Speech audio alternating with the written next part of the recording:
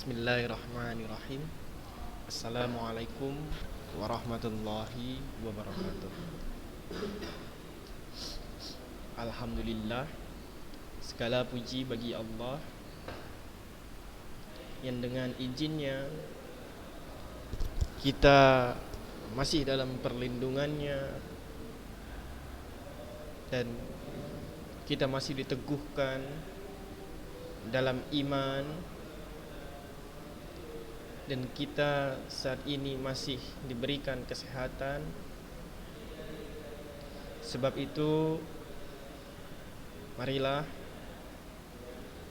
untuk selalu bersyukur kepada Allah Subhanahu wa taala dengan terus menjalankan segala hal yang diperintah oleh Allah dan menjauhi segala larangannya, yang hakikatnya nanti akan mendapatkan predikat takwa. Tidak lupa pula kita sampaikan salawat dan salam kita kepada Nabi Muhammad sallallahu alaihi wasallam, keluarga beserta para sahabat, sebab karena perjuangan beliau kita dapat menikmati Islam dengan buah yang manis, tidak layaknya seperti Islam pada masa-masa awal permulaan. Wallahu a'lam.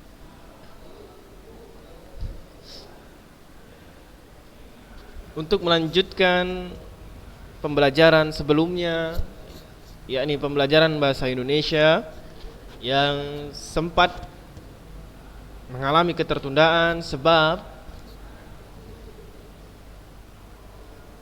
minggu lalu untuk SMP khususnya di pelajaran bahasa Indonesia bertepatan dengan libur nasional. Akan tetapi Ana berharap kepada Ananda sekalian tidak melupakan pembelajaran-pembelajaran khususnya bahasa Indonesia ini. Pada kali ini kita akan memasuki bab baru. Sebelumnya kita telah membahas teks deskripsi. Kali ini di bab yang baru kita akan membahas tentang teks cerita fantasi. Baik. Sebelum lebih dalam membahas tentang teks cerita fantasi, alangkah lebih baiknya kita mengenal seperti apa cerita fantasi itu. Kalau secara pengertian, cerita fantasi adalah suatu teks yang berisi cerita itu tapi menggunakan imajinasi.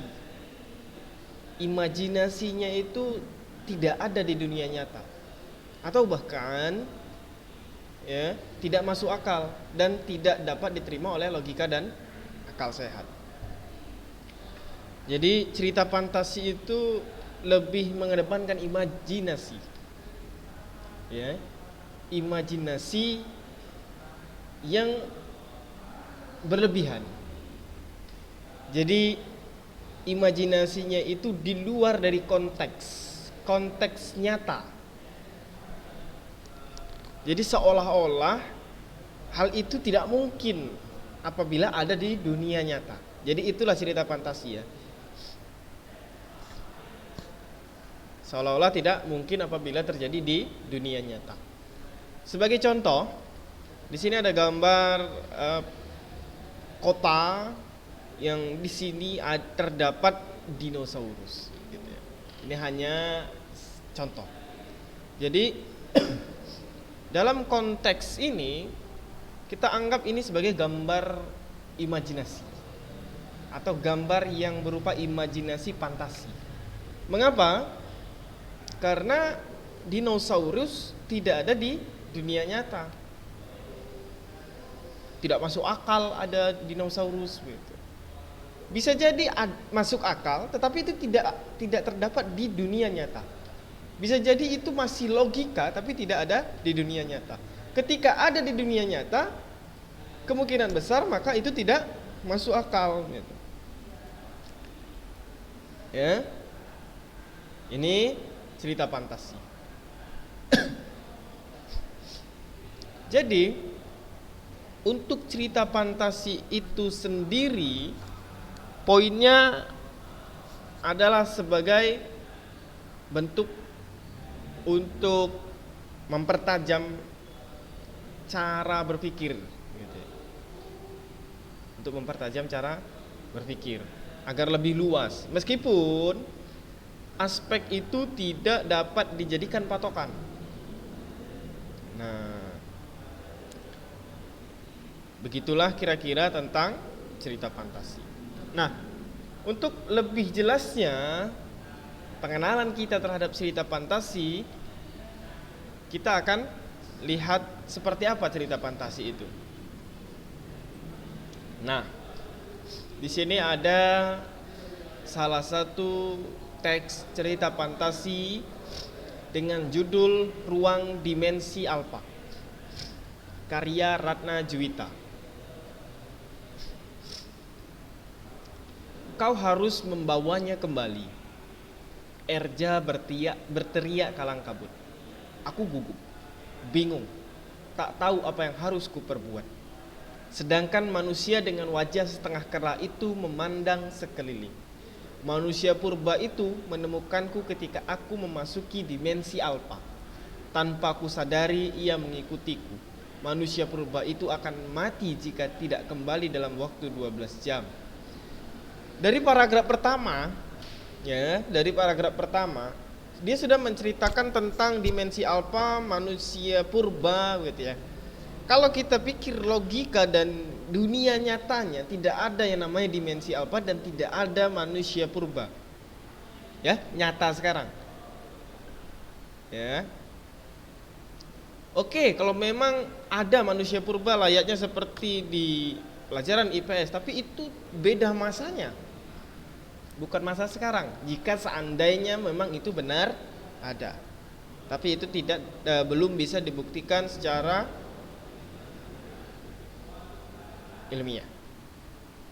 Baik, Anda lanjutkan. Aku harus membawa dia kembali, teriakku. Erja menghempaskan tubuhnya pada meja kontrol laboratorium dengan kesal. Ardi berteriak lancang.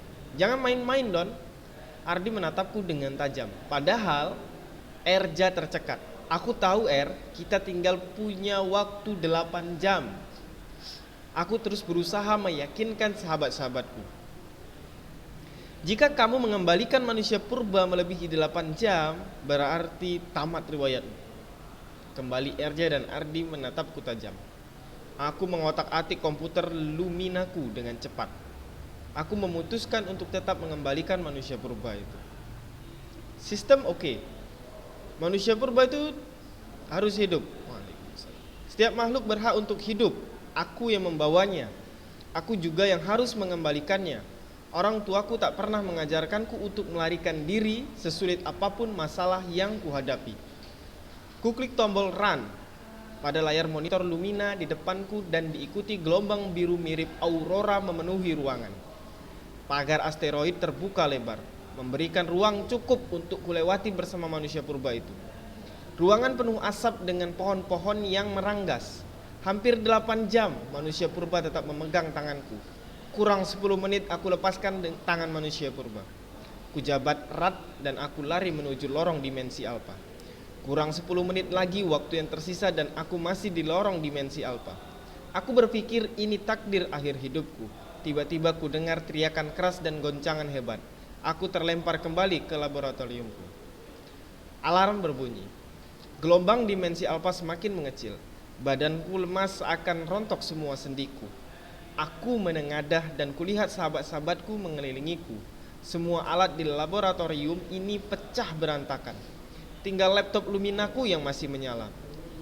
Ardi, maafkan aku. Maaf telah merusak laboratorium untuk penelitian ini, kataku mengiba. Nggak apa-apa, asalkan dirimu bisa selamat. Ardi memelukku dengan erat. Kulihat Erja membawa air minum untukku. Tidak menyangka aku bisa berhasil dikembalikan dan hidup lagi secara biasa. Manusia purba itu juga berhasil kembali ke habitatnya pada 500 tahun sebelum Masehi. Aku dapat melihatnya dengan jelas di layar laptop. Manusia purba itu tersenyum sambil melambaikan tangan ke arah. Nah,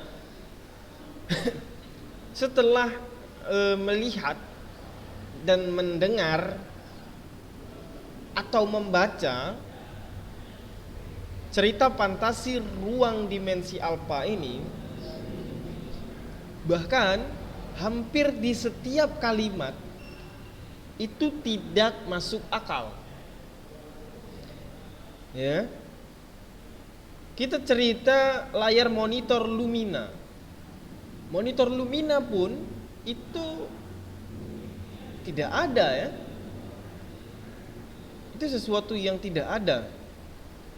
Kemudian kalau kita berbicara manusia purba itu sudah dikembalikan juga tadi disebutkan pada habitatnya pada 500 tahun sebelum Masehi. Nah, 500 tahun sebelum Masehi itu tidak manusia purba. Itu pada zamannya Aristoteles. Nah, di sini sudah tidak sesuai lagi dengan konsep dunia nyata dan juga tidak lagi mengedepankan logika. Akan tetapi kita sebagai pembaca masih menerimanya dan itu dianggap sesuatu yang seru, biasa saja mungkin. Karena memang kita sudah tahu itu tidak mungkin terjadi. Jadi seperti untuk hiburan gitu. Nah, inilah dia salah satu contoh dari teks cerita fantasi. Ana berharap dengan contoh ini Ananda sekalian sudah mengenal bagaimana cerita fantasi itu. Ya. Baik. Selanjutnya, setelah kita tahu secara umum seperti apa cerita fantasi, baik itu pengertian maupun bentuk teksnya seperti apa, maka kita lihat ciri-ciri dari teks cerita fantasi.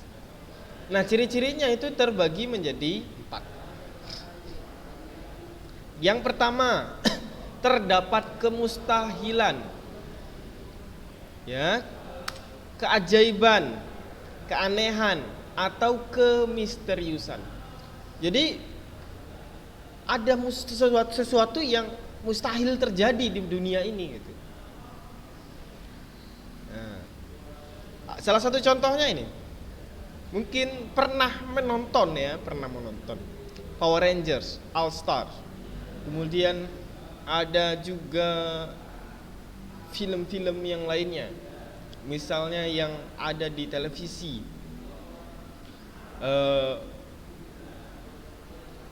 Ultraman, apalagi Doraemon. Isi ceritanya itu mustahil,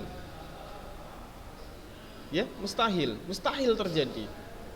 Dan di dalamnya ada juga keajaiban dan keanehan serta kemisteriusan. Kalau di Power Rangers dia bisa berubah, bisa ada alien datang yang ingin menghancurkan bumi, kemudian si Power Rangers jadi pahlawan gitu. Kalau di Doraemon mungkin ada kantung yang bisa memenuhi segala keinginan gitu ya. Jadi di situ ada keajaiban, ada keanehan, ada juga kemisteriusan. Atau mungkin cerita-cerita sekarang juga banyak yang mengedepankan fantasi. Mengapa? Karena manusia ini di dalam otaknya itu sudah diset untuk disetting seperti diatur begitu ya. Menyukai adrenalin, sesuatu yang baru, sesuatu yang menantang, sesuatu yang di luar nalar. Nah, sesuatu yang baru, menantang dan di luar nalar, itu suka manusia ya. Sehingga banyak orang-orang sekarang itu membuat cerita film lebih pada sesuatu yang sifatnya fantasi, masa depan, kembali ke masa lalu, ruang waktu, ya, memiliki kekuatan yang itu tidak mungkin terjadi pada manusia saat ini. Dari tangan bisa mengeluarkan petir, itu kan sesuatu yang sifatnya fantasi, tidak ada. Nah, ini ciri-ciri pertama. Ciri kedua, ide cerita bebas. Selama cerita itu masih mengandung sesuatu yang sifatnya di luar nalar atau tidak logis, dan cerita itu tidak ada di dunia nyata, ya, sifatnya itu tidak masuk akal, tidak ada begitu di dunia nyata, maka cerita itu apa saja boleh, bebas, ya, itu ide ceritanya. Jadi tidak dibatasi, tidak dibatasi oleh koridor-koridor tertentu. Itu cerita fantasi ya. Bahkan kalau cerita yang sifatnya misalnya cerpen gitu ya, atau novel, maka ceritanya itu dibatasi pada nilai dan moral yang nantinya ada unsur sara gitu. Kalau untuk cerita fantasi itu ide ceritanya itu bebas, tidak ada batasan. Meskipun cerita yang baik di dalamnya harus terdapat apa? Amanat. Nilai-nilai yang ketika orang membacanya, maka orang tersebut akan mendapatkan pelajaran penting.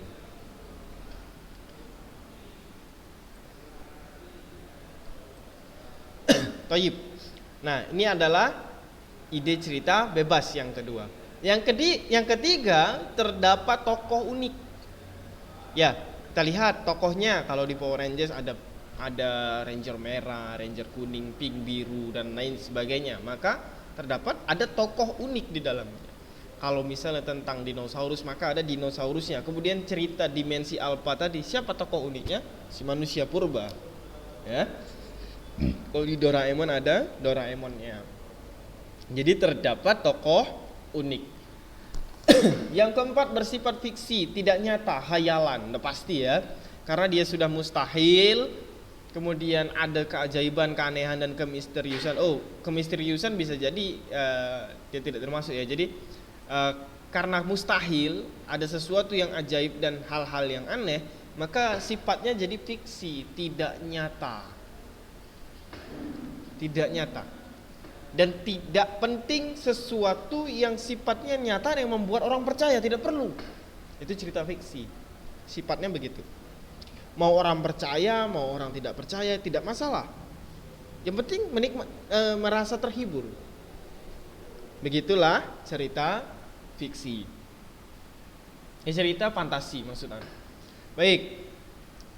Selanjutnya, setelah ciri-ciri, cerita fantasi juga punya jenisnya.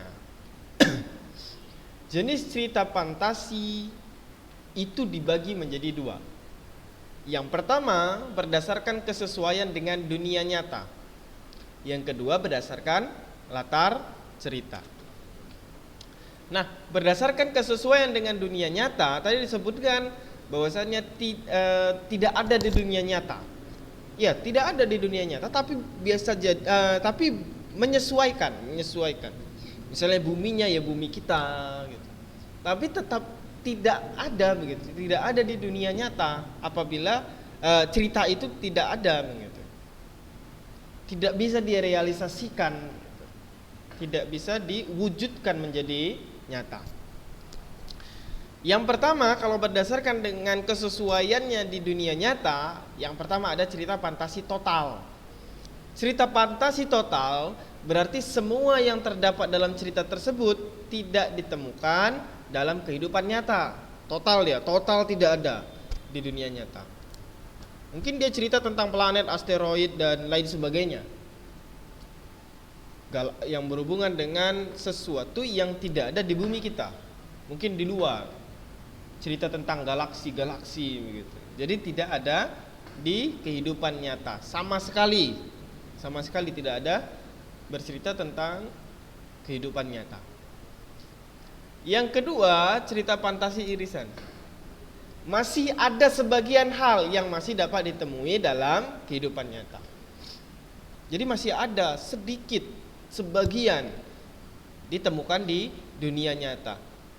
Misalnya kalau di cerita dimensi alfa tadi, orang menggunakan komputer begitu ya. Masih ada di dunia nyata orang menggunakan komputer. Ada laboratorium melakukan penelitian, masih ada.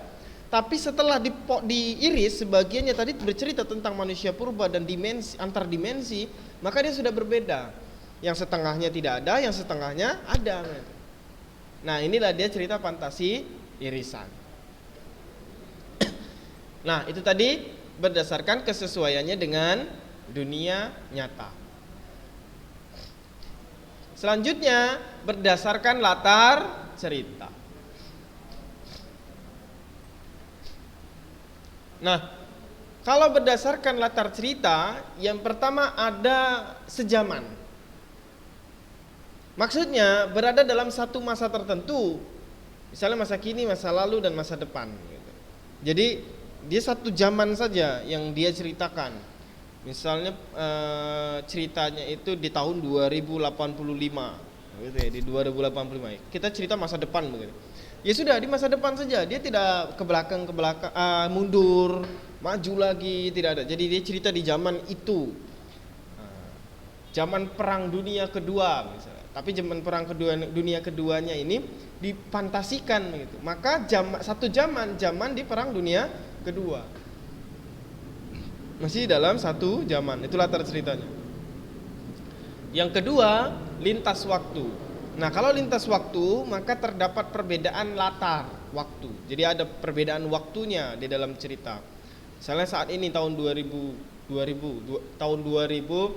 dia melakukan kegiatan ini dan lain sebagainya. Kemudian di tahun 3000 nanti dia berpindah ke tahun 3000 misalnya, menggunakan mesin waktu misalnya. Seperti layaknya yang cerita dimensi alfa. Dimensi alfa kemungkinan ceritanya itu latarnya tahun sekarang begitu ya. Kemudian dia menggunakan komputer ya tahun abad 21 ya. Orang menggunakan komputer seperti itu pasti di abad 21. Kemudian dia mengirimkan si manusia purba ke 500 tahun sebelum Masehi. Jadi itu lintas waktu. Dari perpindahan ya, ada perpindahan waktu menggunakan yang sebutannya di dalam judul yaitu dimensi alfa. Nah, itu yang lintas waktu. Baik. Dan selanjutnya, setelah kita mengenal jenis cerita fantasi, yang selanjutnya kita harus tahu struktur dari cerita fantasi. Jadi setiap teks itu punya struktur teks. Struktur teks ini dijadikan acuan agar teks itu dapat berdiri. Struktur teks itu perumpamaannya seperti bangunan, dia itu adalah pondasinya begitu. Rumah kalau tidak ada pondasinya pasti akan rubuh. Nah, jadi begitu pula dengan yang namanya teks. Setiap teks punya struktur. Kalau tidak, dia akan rubuh. Ya. Paham ya? Kemudian, struktur teksnya itu dibagi menjadi 3 bagian. Yang pertama ada orientasi. Orientasi itu biasanya mengenalkan cerita, baik itu tokoh maupun latar ceritanya. Siapa tokohnya begitu. Kemudian latar dari ceritanya itu di mana? Baik latar waktu, tempat, dan suasana. Jadi di orientasi ini berupa pengenalan. Kemudian setelah orientasi ada komplikasi. Komplikasi itu, kata komplikasi berarti ada sesuatu masalah, konflik. Ya, ada konflik. Masalah mulai bermunculan, masalah-masalah gitu ya. Kalau di dalam teks tadi masalahnya si manusia purba itu tidak bisa dipulangkan gitu ya. Berdasarkan penelitiannya itu tadi ya, tidak bisa dipulangkan. Nah itulah dia masalah-masalahnya, sehingga masalah itu tadi sampai ke puncak masalah. Jadi masalah paling besarnya begitu. Puncak masalah itu masalah paling besarnya. Nah, setelah masalah paling besarnya masuklah yang namanya resolusi. Apa itu resolusi? Resolusi penyelesaian masalahnya. Jadi cerita itu terdiri dari orientasi, komplikasi, dan resolusi. Jadi ada pengenalan ceritanya dikenalkan. Kemudian setelah dikenalkan ada masalah. Kemudian masalahnya tadi sampai ke puncak, sampai pada berat-beratnya masalah. Nah, masalah itu kemudian dipecahkan. Jadi selesailah masalah tersebut, yang disebut juga dengan resolusi. Karena kalau cerita cuman pengenalan tokoh aja sama latar, nggak ada masalahnya, itu cerita nggak ada yang mau baca begitu ya. Tidak ada yang mau baca. Baik itu cerita nyata maupun cerita yang tidak nyata begitu. Pasti ada masalah yang dihadapi. Baik, ini adalah struktur dari teks cerita fantasi. Berikutnya, di dalam sebuah cerita, selain struktur, kita juga harus tahu bahwasannya setiap cerita memiliki yang namanya unsur intrinsik. Nah, di dalam sebuah cerita, semua cerita ya, mau itu cerita fantasi maupun cerita-cerita yang lainnya, terdapat 7 cerita intrinsik. Itu unsur intrinsik. Terdapat unsur intrinsik. Ada 7. Unsur intrinsik ini di dalam sebuah cerita, perumpamaannya itu seperti sebuah bangunan, ya. Nah, bangunan itu memiliki struktur. Strukturnya apa tadi? Strukturnya adalah pondasi. Begitu ya, pondasinya. Kalau bangunan dia punya strukturnya pondasi. Nah, pondasi itu dan juga dinding lain sebagainya itu punya unsur. Unsurnya apa? Ada batu, ada semen, ada pasir, ada seng, ada kayu, begitu ya. Nah, itu unsurnya. Begitu juga di dalam cerita, unsurnya ada 7. Yang pertama, tema.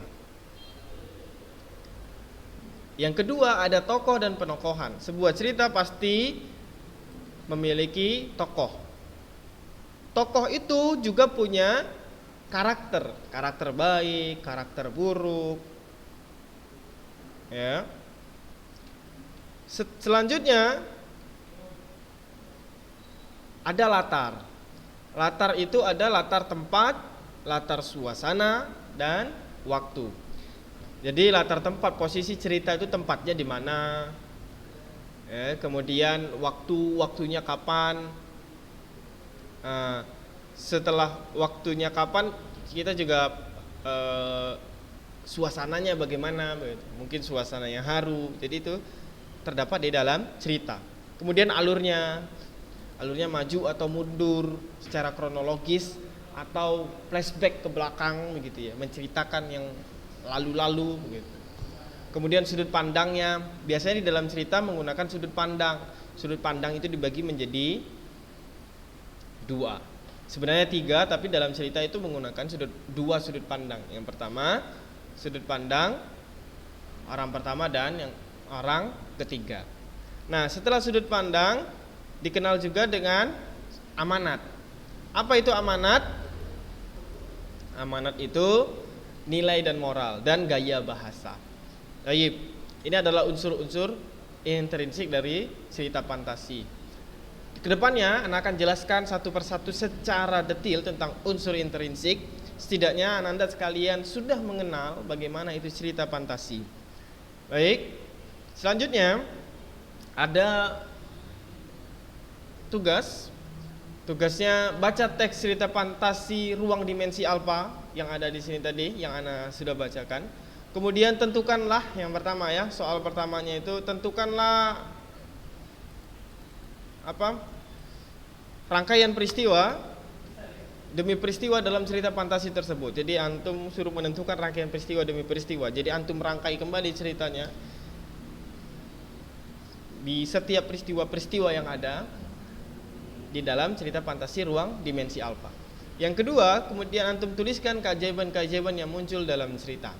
Ya.